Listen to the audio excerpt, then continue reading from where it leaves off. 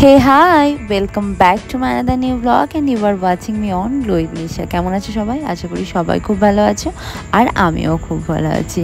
আগে থাকতেই বলে রাখি, আমি আমার সকল প্রিয় দর্শকের কাছে ক্ষমা প্রার্থী। তার কারণ এত দিন হয়ে গেল আমি কোনো ভিডিও আপলোড করছি না, কোনো ভ্লগ দিচ্ছি না।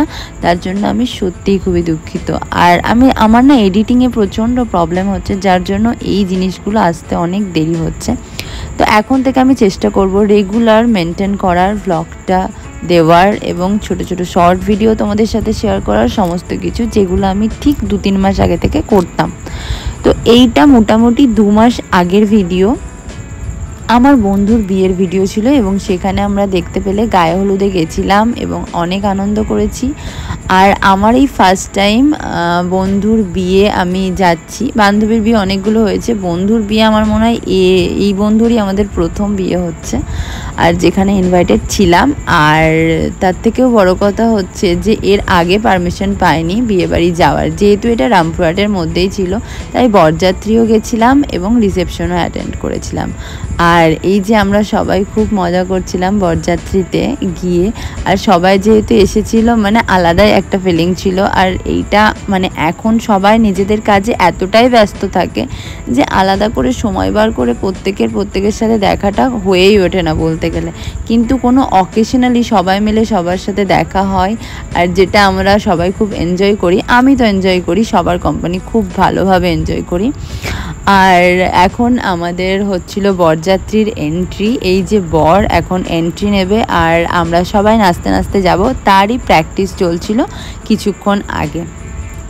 তো আমি মামার সাথে চলে গেছিলাম, মামা আমায় নামিয়ে দিয়ে এসেছিলো, আর তারপর আমি ওদের সাথে জয়েন হয়ে যাই, বাসে উঠে যাই শ্রীফলার ওখানে। আর তারপরে আমি চলে যাই বিয়েবাড়ি যেহেতু আমার মামার বাড়ি থেকে খুবই কাছে ছিল, মানে যেখানে আমি থাকি সেখান থেকে খুবই কাছে ছিল, তাই আমার মোটামুটি 10 মিনিট মতো সময় লেগেছিল।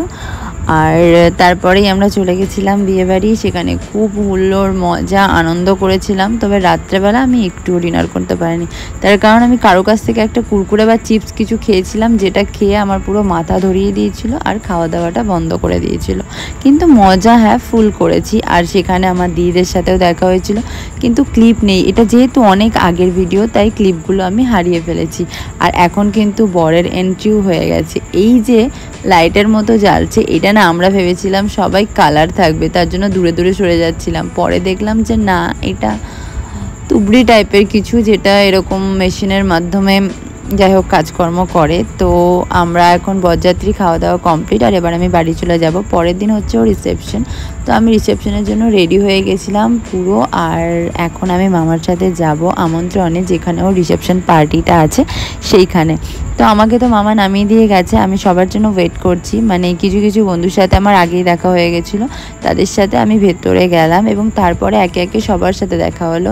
আর রিসেপশন পার্টিতে সবথেকে বড় মজার ব্যাপারটা হচ্ছে যে স্যারদেরকে আমরা এত ভয় পেতাম, এখানে এসে তাদের সাথে পুরো মানে বন্ধুর মতো একটা ব্যবহার, তাদের সাথে কথাবার্তা, ভালোবাসা। সত্যি কথা বলতে স্কুলে তো আমি দুটো স্কুলে পড়েছি, একটা হচ্ছে 5 থেকে মানে বড়, যেটা আমরা বড় হয়ে গেছি তারপরে বুঝতে পারি স্যারদের ব্যবহার, স্যারদের ভালোবাসা। আমরা দেখুরিয়া স্কুল থেকেও বহুত ভালোবাসা পেয়েছি, কিন্তু এই বর্ষাল স্কুলের ভালোবাসাটা অন্যরকম। মানে দেখুরিয়া স্কুলের স্যাররা দেখলেও ভালোবাসে। হ্যাঁ, আমার তো প্রিয় স্যার ছিল, ম্যাম ছিল। ম্যামের নাম হচ্ছে আমাদের দেখুরিয়া স্কুলের সুনন্দা ম্যাডাম এবং কুমার স্যার।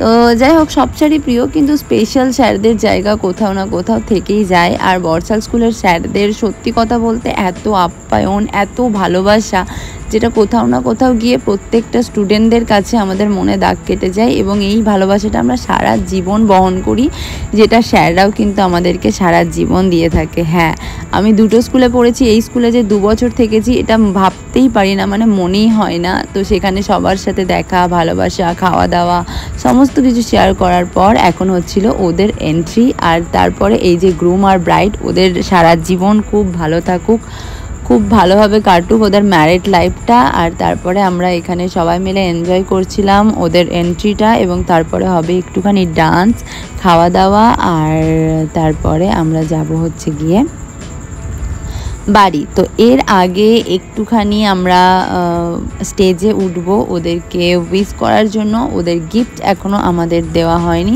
সেটাই দেব। আর 2-4 জন আসতে এখনও বাকি আছে, তো তারা আসার পরই আমরা গিফটটা দিয়ে দেবো। আর তারপরে আমি চলে আসবো আবার মামার সাথে বাড়ি, কারণ আমাকে মামাই আনতে গেছিলো, যেহেতু অতটা দূর ছিল তার জন্য আমাকে আবার রামপুরহাট ফিরতে হতো, আর ওরা তো সবাই ওখানেই থেকে যেত। তো আমি দেকুরিয়া যেতে পারতাম, বাট আমার মনে হয়েছিল যে আমি আবার রামপুরহাটে ফিরে যাই, কারণ আবার চেঞ্জ করার এসবের ঝামেলা আছে, তো সেই কারণে। আর তারপরে ওদের একটুখানি ডান্স চলছিল, এখানে পারফরমেন্স চলছিল, আমি গানটা দিতেই পারতাম, কিন্তু আবার সেই কপিরাইটের ভয়ে আমি আর গানটাকে দিইনি। আর আজকের ভিডিওটা আমি এখানেই এন্ড করছি, দেখা হচ্ছে নেক্সট ভিডিওতে। ততক্ষণ পর্যন্ত সবাই খুব ভালো থাকো, সুস্থ থাকো। আর এই ছোট্ট ভিডিওটা কেমন লাগলো অনেক দিন পর তোমরা অবশ্যই জানিও।